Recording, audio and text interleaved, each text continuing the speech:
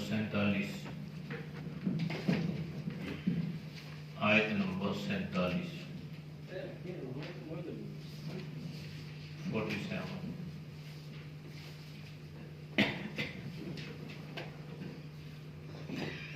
أعوذ بالله من الشيطان الرجيم بسم الله الرحمن الرحيم قال تزرعون 7 سنين دأبا فما حصدتم فذروه في سنبله إلا قليلا مما تأكلون ثم يأتي من بعد ذلك 7 شداد يأكلن ما قدمتم لهن إلا قليلا مما تحسنون ثم يأتي من بعد ذلك عام فيه يغاث الناس وفيه يعصرون وقال الملك ائتوني به فلما جاءه الرسول قال ارجع إلى ربك فاسأله ما بال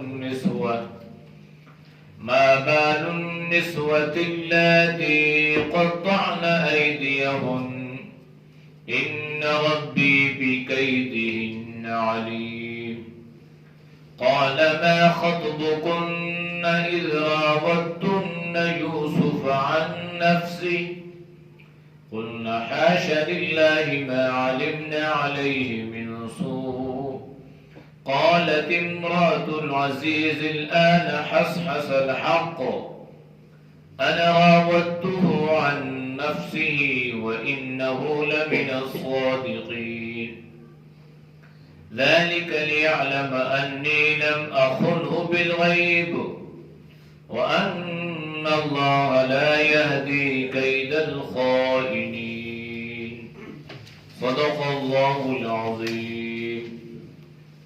ترجمہ قال فرمایا تزرعون تم کھیتی کرو گے 7 سنین 7 سال دأبا جم کر فما حصدتم پس جو تم کاٹو فذروه پس چھوڑ دو اس کو فی سنبلہ اس کے خوشے میں الا مگر قلیلا تھوڑا مما اس میں سے تأکلون جو تم کھاتے ہو ثم پھر یاتی آئے گا من بعد ذالک اس کے بعد سے 7 شداد 7 سال سخت قسم کے یا کلنا کھاؤ گے ما وہ چیز قدم تم جو تم نے چھوڑی لہن ان کے لیے الا مگر قلیلا تھوڑی مما اس میں سے تحسنون جو تم نے جمع کیا تھا ذخیرہ کیا تھا ثم پھر یاتی آئے گا من بعد ذالک اس کے بعد عام 1 سال فی یغاث الناس اس میں خوب لوگوں کے لیے مینا برسے گا وفی یعصرون اور خوب اس میں رس نچوڑیں گے وقال الملک اور کہا بادشاہ نے ایتونی بھی لے آؤ اس کو فلما پس جب جاء رسول آیا اس کے پاس قاصد قال کہنے لگا ارجع لوٹ جاؤ الی ربک اپنے بادشاہ کی طرف فاسألو بس اس سے پوچھو ما بال النسوہ کیا معاملہ ہے ان عورتوں کا اللتی وہ جو قطعن ایدیہن جنہوں نے کاٹ ڈالے اپنے ہاتھ ان ربی بکیدہن علیم بے شک میرا رب ان کے مکر کو جانتا ہے قالا فرمایا ما خطبکن کہا ما خطبکن کیا معاملہ ہوا اذ راودتن جب تم پھسلا رہی تھی یوسف کو عن نفسہ اس کے نفس سے قلنا کہنے لگی حاشا للہ قسم ہے اللہ کی ما علمنا ہم نہیں جانتی علیہ اس کے بارے میں من سوء کوئی برائی قالت امرأۃ العزیز کہا عزیز مصر کی بیوی نے الآن اب حس الحق کھل گیا حق یا ظاہر ہو گیا حق، انا راودتہ میں نے اس کو پھسلایا، عن نفسہ اس کے نفس سے، وَإِنَّهُ اور بے شک وہ لَمِنَ الصَّادِقِينَ البتہ سچے لوگوں میں سے ہے، ذالک یہ اس وجہ سے، لیعلم تاکہ جان لے، انی کے بے شک میں لم اخنہ میں نے خیانت نہیں کی، بالغیبی پیٹھ پیچھے یہ چھپ کر، وان اللہ اور بے شک اللہ لا یہدی ہدایت نہیں دیتا، کید الخائنین خیانت کرنے والوں کے مکر کو۔ آیات کا ماقبل آیات کے ساتھ وقت یہ تھا کہ بادشاہ نے خواب دیکھا کہ 7 فربا موٹی تازی گائے ہیں اور 7 جو ہیں وہ لاغر کمزور گائے، اور یہ کمزور اور لاغر گائیں جو ہیں یہ ان طاقتور صحت مند فربا گاؤں کو کھا رہی ہے، پھر سبزہ بھی ہے اور اس کے ساتھ ساتھ جو ہے دوسرا گھاس پھوس بھی ہے جو خشک ہے، ہریالی نہیں ہے۔ تو وہ جیل کا ساتھی جو تھا اس نے یہ بات کہی، مجھے بھیج دو میں جاؤں اور جا کے اس قیدی سے آپ کی اس خواب کی تعبیر پوچھ کے آتا ہوں۔ بادشاہ نے کہا ٹھیک ہے جاؤ۔ تو یہ آیا اور اس نے اپنا خواب جو ہے جناب یوسف علیہ السلام کے سامنے بیان کر دیا اور کہنے لگا ہے میرے دوست یوسف کیا معاملہ ہے اگر کوئی آدمی اس عمل کو یا اس چیز کو دیکھ لے۔ حضرت یوسف علیہ السلام کا ظرف دیکھیں، ان کی بصیرت دیکھیں کہ جب یہ قیدی آیا حضرت یوسف نے اس کو پہچان بھی لیا کہ یہ وہی ہے جس سے میں نے یہ کہا تھا کہ بھائی بادشاہ کے سامنے میرا ذکر بھی کرنا، یہ تو کم بخت اتنا بے وفا ثابت ہوا کہ اس نے تو کوئی میرے بارے میں دوڑ بھاگ بھی نہیں کی، کوئی کوشش بھی نہیں کی، اور اس نے میرا ذکر و تذکرہ بھی بادشاہ کے سامنے نہیں کیا۔ حضرت یوسف علیہ السلام نے کوئی ملامت نہیں کی۔ یہ ہوتا ہے اعلیٰ ظرف کہ انسان مکارم اخلاق کے اتنے اعلیٰ درجے پر فائد ہے کہ وہ اس سے ملامت بھی نہیں کرتا، اسے یہ بھی نہیں کہتا کہ بھائی آج تم اپنے مطلب کے لیے اپنے مفاد کے لیے آئے ہو اور میں نے تمہیں ایک کام کہا تھا، تم نے اس کے بارے میں کوئی فکر نہیں کی، تم نے مڑ کے دیکھا ہی نہیں ہے، اگر جیل کے ساتھی تھے وقت گزارا تھا۔ حضرت یوسف نے کوئی تانا نہیں دیا، کوئی تمہید بھی نہیں ماندی، مناسب بھی نہیں سمجھا، اور فوراً جواب دیا کہ بھائی قال تدعون 7 سنین دعبا، یہ جو تم نے 7 فربا قسم کی گائیں دیکھی ہے نا، تو یہ معلوم اس سے تعبیر یہ ہے کہ 7 سال تمہارے بڑی خوشحالی کے ہوں گے، بہترین ہوں گے، تم خوب اس میں جم کر کاشتکاری کرو گے، خوب زراعت ہوگی، خوب بارشیں ہوگی، خوب سبزہ ہوگا، خوب اناج ہوگا، خوب پھل فروٹ ہوگا، یعنی اس اعتبار سے تمہیں کوئی پریشانی نہیں ہوگی۔ لیکن صورتحال یہ کرنا کہ فما حسدتم فذروه فی سنبله الا قلیلا مما تاکلون، تعبیر بھی بتائی، اور جناب یوسف علیہ السلام نے جو مناسب سمجھا، جو بہتر سمجھا، وہ مشورہ بھی مفت میں دے دیا۔ فرمایا کہ یہ تو 7 سال تمہارے خوشحالی کے ہیں، لیکن یہ بھی یاد رکھ لینا، ایسا کرنا کہ جب تم فصل کاٹو نا تو کاٹتے کاٹتے فصل چھوڑ دینا، تاکہ وہ دانہ اس فصل کے اندر موجود رہے. دانہ جب اس خوشے میں رہتا ہے تو اس کو کیڑا نہیں لگتا، جب دانہ خوشے سے باہر آ جاتا ہے تو اس کو جلدی کیڑا لگ جاتا ہے. یہ وجہ کہ انسان اس میں ذخیرہ اندوزی نہیں کر سکتا، ورنہ اگر اللہ پاک اس میں اس کیڑے کو پیدا نہ فرماتا تو یہ جتنے بڑے بڑے جاگیردار ہیں، جتنے جن کے فصلیں ہیں، تو وہ تو سارا لوگوں کو بھوکا مروا دیتے. بھئی اس کو جمع کرو، اسٹاک کرو، ہوتا رہتا.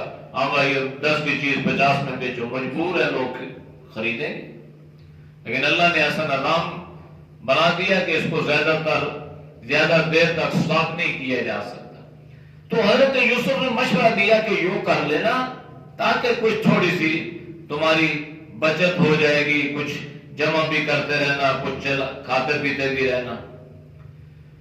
اچھا جب یہ 7 سال گزر جائیں گے نا، ثم یأتی من بعد ذلک صبر شداد، پھر اس کے بعد جو 7 سال آئیں گے نا، وہ 7 سال تمہارے لیے سخت قسم کے 7 سال ہوں گے. وہ خشک سالی کے اور قحط سالی کے سال ہوں گے. بارش نہیں ہوگی، یعنی 7 سال تک تمہارے ہاں بارش نہیں ہوگی. جب بارش نہیں ہوگی تو خشک سالی ہوگی، جب خشک سالی ہو جائے گی تو پھر قحط پڑ جائے گا. فصلیں کہاں سے ہوں گی، اناج کہاں سے ہوگا، کھیتوں میں سبزہ کہاں سے آئے گا، پھل کیسے پکیں گے، تیار کیسے ہوں گے، ان میں مٹھاس کیسے آئے گی، ان میں ذائقے کیسے پیدا ہوں گے. تو فرمایا کہ یہ سب سال آئیں گے. یہ جو تم نے لاغر گائیں دیکھی ہے نا، تو یہ لاغر گائیں ان دبلی گاؤں کو جو کھا رہی ہے نا، اب آپ نے جو تھوڑا سا اس میں جمع کیا ہوگا تو کرتے کرتے کرتے وہ بھی تم کھا جاؤ گے. ما قدمت لهن یأکلن ما قدمت لهن الا قلیلا مما تحسنون. یعنی یہ بتا بھی دیا کہ جو آپ نے تھوڑا سا چھوڑا ہوگا نا تو اس میں سے، یعنی یہ جو آپ دانے کو اس خوشے میں چھوڑ دیں گے نا، تو یہ جب 7 سال گزر جائیں گے تو پھر 7 سال، تو اس میں سے آپ اپنا گزارا جو ہے یہ کرتے رہنا. اور اس طریقے سے یہ 7 سال جو مشکلات کے ہوں گے نا، یہ آپ کے کاٹنے میں آپ کے لیے تھوڑی سی آسانی رہے گی. ورنہ اگر 7 سال انسان کے خوشحالی کے ہو اور آئندہ 7 سال کا علم نہ ہو، بھائی کیا ہوگا پتہ نہ ہو، خوشحالی ہوگی، قحط سالی ہوگی، غلہ کہاں سے آئے گا، غربت بڑھ جائے گی، بھوک اور افلاس میں جو ہے اضافہ ہو جائے گا، پریشانی ہو جاتی لوگوں کے لیے. تو حضرت یوسف نے مشورہ بھی دیا، خوابوں کی تعبیر بھی بتلا دی اور ساری صورتحال سے آگاہ بھی کر دیا.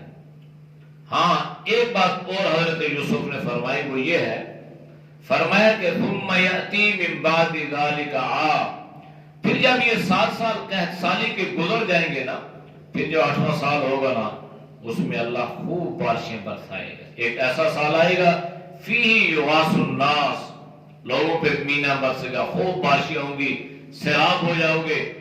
وفیہ یصلون، اور خوب اس میں پھلوں کا رس نچوڑ کے پیو گے. یعنی بتا دیا کہ خوب پھل ہوگا، جب خوب پھل ہوگا تو خوب تم رس نچوڑو گے، خوب جوسز پیو گے، ملک شیک پیو گے. یعنی ساری صورتحال جناب یوسف علیہ السلام نے بتا دی. اب یہ جو تیسری بات ہے نا کہ بارش ہوگی، اس کا تو خواب کے ساتھ کوئی تعلق نہیں ہے. مفسرین نے لکھا ہے کہ حضرت یوسف علیہ السلام نے اپنی بصیرت سے اس بات کو بتایا کہ جب 7 سال ان کے قحط سالی کے ہوں گے تو مطلب کیا نکلا کہ لازمی بات ہے کہ 8واں سال بارشوں کا ہوگا تو یہ قحط سالی ختم ہوگی نا، ورنہ تو خواب سے تو کوئی ایسی چیز ظاہر نہیں ہو رہی تھی. تو اللہ نے جن کو نبوت عطا فرمانی ہوتی ہے، اللہ ان کو دل کی آنکھیں بھی عطا کر دیتا ہے. اس کو آپ کہتے ہیں بصیرت. ایک یہ آنکھ ہے نا، یہ راستہ بتلاتی ہے. یہ جو دل کی روشنی ہے نا، اصل روشنی یہ ہوتی ہے، یہ بھی یاد. اس کو کہتے ہیں صاحب بصیرت. عقل، فہم، سوچ، بوجھ فراست، ان سب کا تعلق جو ہے یہ بصیرت کے ساتھ ہے، بصارت کے ساتھ نہیں ہے، اس نظر کے دیکھنے کے ساتھ نہیں ہے، یہ جس کا تعلق دل کی نظر کے ساتھ ہے۔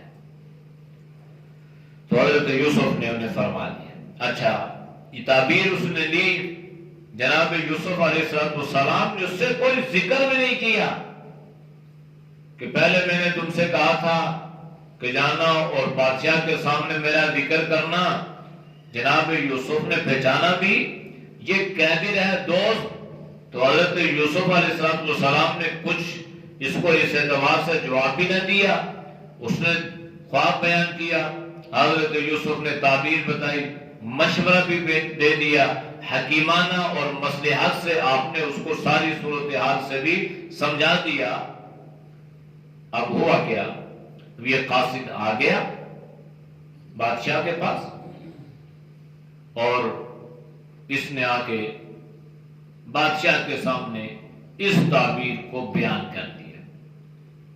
تو جب اس کو بیان کیا نا تو وہ فوراً چیزیں اس کے ذہن میں آنے لگی، اچھا یہ 7 فربا موٹی تازی بہترین گائیں ہیں اور ان کو یہ کمزور لاغر یہ کھا رہی ہیں، تو اس کا مطلب یہ ہے کہ یہ ہماری جو عیاشی ہے نا یہ ختم ہو جائے گی اور یہ جو ہے ان کو کھا جائیں گی، یعنی غلہ ختم ہو جائے گا، قید سالی ہو جائے گی۔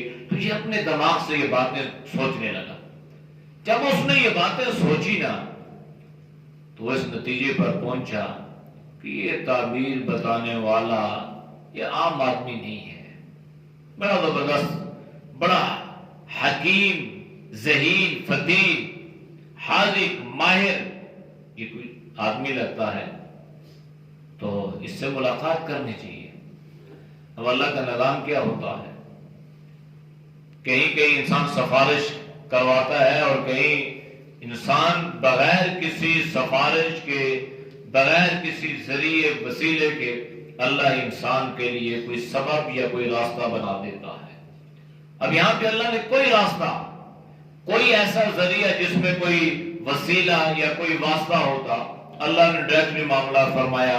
ابھی بادشاہ کہنے لگا وقال الملک ائتونی بی، بادشاہ نے کہا بھائی اس کو لے کے آؤ میرے پاس، جاؤ جلدی جاؤ، وہ قاضی ہے جیل میں ہے نا، اب اس کو میرے پاس لے کے آؤ، اس دربار میں لے کے آؤ۔ اتنا بہترین آدمی، ذہین فتیل آدمی، اسے قید خانے میں نہیں ہونا چاہیے، اسے تو اس محل میں ہونا چاہیے، اسے تو شاہی محل میں ہونا چاہیے، وہ کیا کر رہا ہے قید میں، جیل خانے میں۔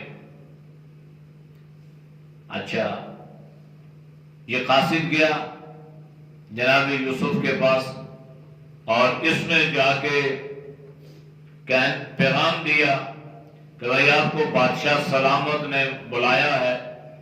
تو بادشاہ بلائے پھر تو جانے میں تاخیر نہیں کرنی چاہیے، خوشی کی حد تو ہونی چاہیے کہ 7 8 9 سال سے جو آدمی جیل میں ہو اور اسے یہ خبر ملے کہ مجھے کوئی آزادی کا پروانہ ملنے لگا ہے یا مجھے کوئی بادشاہ بلا رہا ہے یا مجھے کوئی شاہی دربار میں میرے لیے بلاوا آیا ہے، تو اس کی خوشی کا ٹھکانہ نہیں ہوگا۔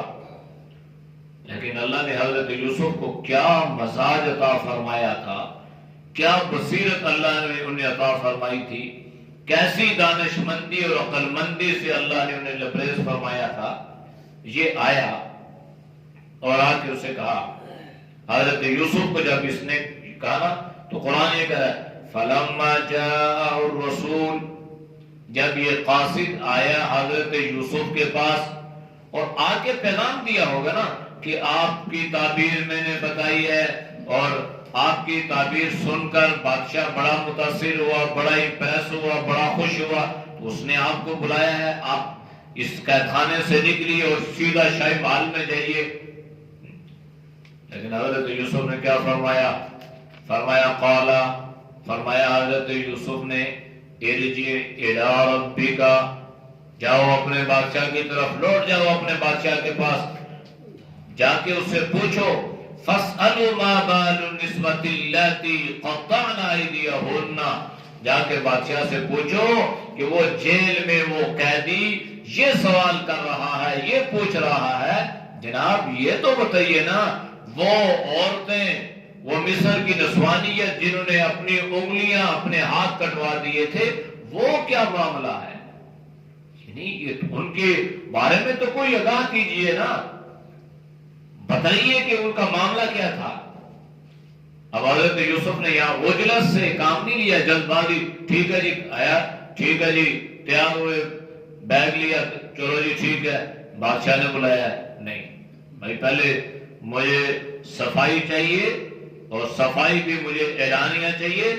جس طرح یہ اعلانیہ گویا انہوں نے بدنام کرنے کی کوشش کی ہے نا، تو اسی طرح اعلانیہ جو ہے یہ میری برات کا اعلان ہو اور سب کو پتا چلے کہ میں حق اور سچ پہ ہوں، تو تب، ورنہ ایسا نہیں ہے کہ بادشاہ نے بلایا ہے اور میں 8 9 10 سال سے اسی انتظار میں تھا کہ آخر کبھی تو کبھی مجھے رہائی ملے گی اور کوئی بلانے والا مجھے بلائے گا، اور آج 8 10 سال کے بعد جب بلاوا آیا تو جناب یوسف نے فرمایا نہیں جاؤں گا جب تک کہ بادشاہ ان عورتوں کی حقیقت حال ظاہر نہیں کرے گا۔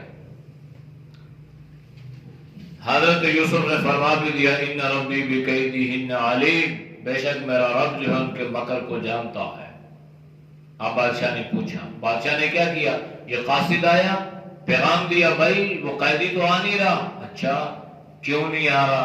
کیا کہہ رہا ہے وہ قیدی؟ یہ کہہ رہا ہے کہ بھائی وہ معاملے کی صفائی چاہیے، وہ جو معاملہ تھا نا۔ اچھا اللہ نے حضرت یوسف کو کیسی بصیرت، اس میں آپ نے عزیز مصر کی بیوی کا نام نہیں لیا جو اصل مرکز تھی، جس کا اصل کردار تھا نا۔ یہ تو عورتیں تو ویسے طور پر تائید یا تصدیق یا انکار کے لیے آئی تھی، باقی معاملہ تو اصل میں اس کا تھا۔ تو جناب یوسف نے فرمایا کہ ظاہری بات ہے جب ان عورتوں کا معاملہ صاف ہو جائے گا تو اس کا بھی صاف ہو جائے گا۔ مقصد کسی پر الزام لگانا نہیں ہے، مقصد یہ تھا کہ میری صفائی ہو جائے، میرے اوپر جو الزام لگا ہے یہ الزام جو ہے یہ لوگوں پر ظاہر ہو جائے کہ یہ صرف الزام ہے، یہ جرم ثابت نہیں ہو سکا، اور میں اللہ کی نظروں میں بھی اور لوگوں کی نظروں میں بھی میں سچا ہوں۔ تو اب کیا کیا؟ بادشاہ نے ساری عورتوں کو بلایا اور عورتوں سے پوچھا، کہنے لگا قالا، کہا بادشاہ نے، ما خطبکن، تمہارا کیا معاملہ ہے، کیا رائے ہے؟ اذ راوتن یوسف عن نفسہ، جب تم یوسف کو پھسلا رہی تھی، کیا معاملہ ہے تمہارا؟ بات یہ تھی کہ حضرت یوسف کو جو تم پھسلا رہی تھی نا، تم نے ان کو پھسلا لیا تھا، یا جو تم سمجھ رہی تھی ویسا ہی معاملہ تھا، یا یہ ساری باتیں اوپر کی جو ہے نا، یہ اشارتاً بادشاہ عزیز مصر جو ہے یہ ان عورتوں سے پوچھ رہا ہے۔ اب یہ عورتیں آئیں اور انہوں نے حضرت یوسف کی پاکیزگی کو بیان کیا اور کہنے لگی قلنا حاشا للہ، ان عورتوں نے کہا حاشا للہ، اللہ کی قسم ہے، ما علمنا علیہ من سوء، ہم تو یوسف کے بارے میں کسی برائی کے بارے میں کوئی نہیں جانتی، ہمیں کوئی خبر نہیں ہے، ہم نہیں جانتی کہ اس میں کوئی برائی ہو، اس میں کوئی عیب ہو، اس میں کوئی عیب نہیں۔ اب بات تو عورتوں کی تھی، عزیز مصر کی بیوی کا تو نہ حضرت یوسف نے ذکر کیا نہ انہوں نے پیغام بھجوایا، لیکن کہتے ہیں نا چور کی داڑھی میں تھنکا۔ اب کیا ہوا؟ یہ عزیز مصر کی بیوی خود بول پڑی، قالت، کہنے لگی، امرات العزیز، عزیز مصر کی بیوی، الآن حس الحق، کہنے لگی اب تو حق کھل گیا، اب تو سچ کھل ہی گیا۔ اور حق میں اللہ نے ایسی طاقت رکھی ہے نا، یہ اپنا راستہ بنا لیتا ہے، سانپ راستہ بنا لیتا ہے، پانی اپنا راستہ بنا لیتا ہے، اور حق میں اللہ نے یہ طاقت اور یہ تاثیر رکھی ہے۔ 1 سال لگے، 2 سال لگے، 10 سال لگے، لیکن حق میں اللہ نے ایسی قوت، ایسی تاثیر رکھی ہے کہ حق اپنا راستہ بنا لیتا ہے۔ اب اس نے سوچا کہ بھائی حق نے تو راستہ بنا لیا ہے اور حق جو ہے، سچ جو ہے، یہ سب پر کھل گیا ہے، لہذا یہ بھرے دربار میں مرد بھی ہیں، عورتیں بھی ہیں، یہ عزیز مصر بھی ہے، اس کی بیوی بھی. تو اس کی بیوی بول پڑی، کہنے لگی انا راودتہ عن نفسہ، کہ میں نے اس کو اپنے نفس کے لیے پھسلایا تھا. یعنی پہلے تو کہہ رہی تھی نا اس نے میرے اوپر ہاتھ ڈالا. صفائی تو اللہ نے برات کا اعلان کا جو سامان تھا وہ تو اللہ نے اسی وقت موقع پہ ہی فراہم کر دیا تھا نا، تاخیر تو ہو ہی نہیں تھی. لیکن اپنا داغ، اپنی عزت کو بچانے کے لیے انہوں نے کہا نہیں، اس کو جیل میں ڈال دیں گے تو لوگ کیا کہیں گے؟ ہاں وہ جیل میں اس لیے گیا کہ وہ مجرم تھا، اس لیے جیل میں گیا، تو بات ختم ہو جائے گی، ہمارے اوپر کوئی زیادہ الزام نہیں آئے گا، لوگ زیادہ انگلیاں نہیں اٹھائیں گے، لوگ زیادہ باتیں نہیں کریں گے. چلو، لیکن آخر حق نے راستہ بنایا، اور آج تقریباً کوئی 8.5-9 سال کے بعد عزیز مصر کی بیوی بڑی مجلس میں اس نے اس بات کا اظہار کیا اور کہنے لگی انا راودتہ عن نفسہ، میں ہی وہ بدبخت ہوں کہ اس کو میں نے پھسلایا اور گمراہ کرنے کی کوشش کی ہے. لیکن صورتحال یہ ہے وَإِنَّهُ لَمِنَ الصَّادِقِينَ، کہ اس قدر مکر و فریب کے باوجود وہ میری چال میں، میرے مکر میں نہیں آیا، اس لیے وَإِنَّهُ لَمِنَ الصَّادِقِينَ، کہ وہ کیا ہے؟ سچا ہے. یعنی اس نے بتلا دیا میں جھوٹی ہوں اور وہ کیا ہے؟ سچا ہے. معاملہ یہ ہو گیا. اب حضرت یوسف علیہ السلام کے پاس جو ہے یہ قاصد آیا، قیدی آیا، اور اس نے آ کے یہ پیغام دیا جناب یوسف اب یہ وہاں پہ پہنچ چکے ہیں. اب حضرت یوسف نے کوئی اور بات کی نہ کی، لیکن سب سے پہلے انہوں نے کیا کہا کہ بھائی میں فوراً کیوں نہیں آیا، اور میں نے قاصد کو واپس کیوں بھیجا تھا، اور میں نے ان عورتوں کا ذکر کیوں کیا؟ اس لیے ذالک لیعلم، تاکہ جان لے کون؟ عزیز مصر جان لے کہ انی لم اخنہ بالغیب، کہ میں نے اس کے پیچھے جو ہے نا چھپ کر کوئی بددیانتی کرنے کی کوشش نہیں کی. یعنی وہ میرا محسن تھا نا، میں اس کا کھاتا پیتا رہا، تو کیسی ممکن ہے کہ جس کے گھر سے کھاؤں اور پیوں اور اس کی عزت پہ میں ہاتھ ڈالوں؟ یہ تو شرافت کے جو ہے یہ سراسر خلاف ہے. شریف النفس آدمی کبھی بھی ایسی حرکت نہیں کرتا کہ اپنے محسن کے ساتھ اس کو صلہ اور اس کے احسان کا جواب یوں دے. اس لیے حضرت یوسف نے فرمایا بھائی اس لیے میں نے یہ سارے معاملات کیے تاکہ عزیز مصر کو اس بات کا یقین ہو جائے کہ میں نے کسی قسم کی کوئی بددیانتی اور خیانت نہیں کی. وَأَنَّ اللَّهَ لَا يَهْدِي كَيْدَ الْخَائِنِينَ، اور یہ بھی پتہ چل جائے کہ جو مکر و فریب سے خیانت کرنے کی کوشش کرے گا وہ کبھی ہدایت پر نہیں رہے گا اور نہ ہی اللہ اس کو ہدایت دے گا. وہ گمراہی کا شکار ہو جائے گا اور ذلت کے دلدل میں پھنس جائے گا.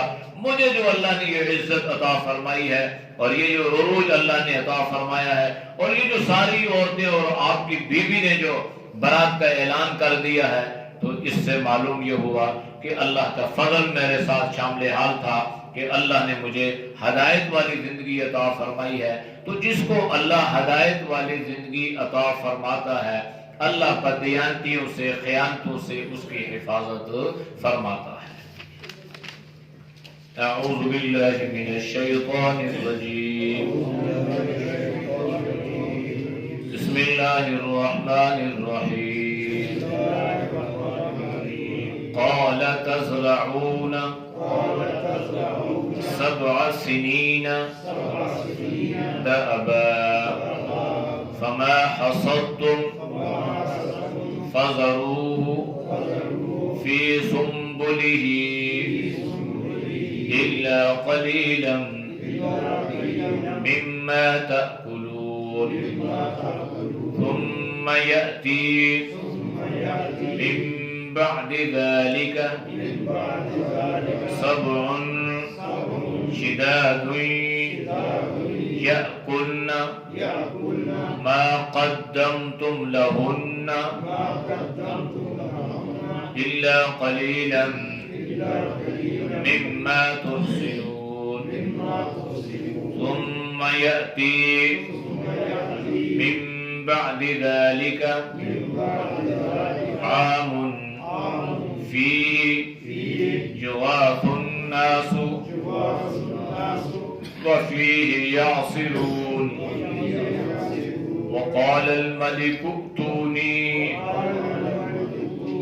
به فلما جاءه الرسول قال ارجع إلى ربك فاسأله ما بال النسوة اللاتي قطعن أيديهن إن ربي بكيدهن عليم قال ما خطبكن إذ راوتن يوسف عن نفسه قلنا حاش لله ما علمنا عليه من سوء قالت امرأة العزيز أنا حصحص الحق أنا راودته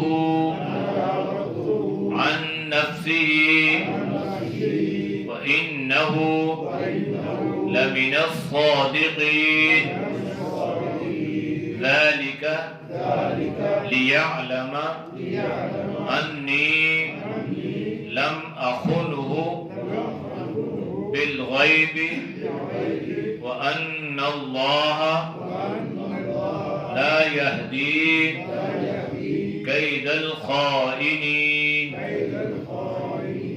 صدق الله. الحمد لله رب العالمين والعاقبة للمتقين والصلاة والسلام على النبي الأمي وعلى آله وصحبه أجمعين. یا اللہ ہم سب کے صغیر کبیرہ گناہوں کو معاف فرما. اے اللہ گناہوں سے حفاظت فرما. یا اللہ نیک اعمال کی توفیق نصیب فرما. اے اللہ برے اعمال سے، برے خیالات سے، برے راستوں سے، بری صحبت سے اللہ تو ہم سب کی حفاظت فرما. اے اللہ تو سب کو عزت والی زندگی عطا فرما. ضدوں سے اللہ تو سب کی حفاظت فرما. یا اللہ جتنے دوست احباب بزرگ تیری رضا کے لیے درس قرآن سنتے ہیں اللہ ان کے سننے کو قبول فرما. اے اللہ تو سب کو صحت ایمان والی زندگی نصیب فرما. یا اللہ ہر امتحان سے، ہر شر سے، ہر فتنے سے، یا اللہ ہر آزمائش سے اللہ تو ہم سب کی حفاظت فرما. یا اللہ جتنے مسلمان دنیا سے رخصت ہو چکے ہیں اللہ ان کی مغفرت فرما. یا اللہ جو بیمار ہیں گھروں میں، اسپتالوں میں ہیں، مرد ہیں، عورتیں ہیں، یا اللہ جانے والے ہیں جانے اللہ اپنے فضل سے، اپنے کرم سے سب کو صحت کاملہ عاجلہ نصیب فرما. یا اللہ ہماری دعاؤں کو اپنی بارگاہ میں قبول فرما. آمین بحرمت النبی الکریم. جی بارش کے لیے دعا فرمائے. اللہ رحمت کی بارش عطا فرما. یا اللہ باران رحمت عطا فرما. یا اللہ اپنے فضل سے، اپنے کرم سے خشک سالی کو اللہ ختم فرما. اور یا اللہ رحمت کی بارش عطا فرما. یا اللہ رحمت کی بارش عطا فرما. یا اللہ اس امت پہ اپنا فضل، اپنا کرم فرما. اللہم انا نسألک من نبیک محمد صلی اللہ علیہ وسلم ونعوذ بک من شر ما استعاذ من نبیک محمد صلی اللہ علیہ وسلم وصلی اللہ تعالی علی نبی الامی وعلی آلہ وصحبہ اجمعین برحمتک یا ارحم الراحمین.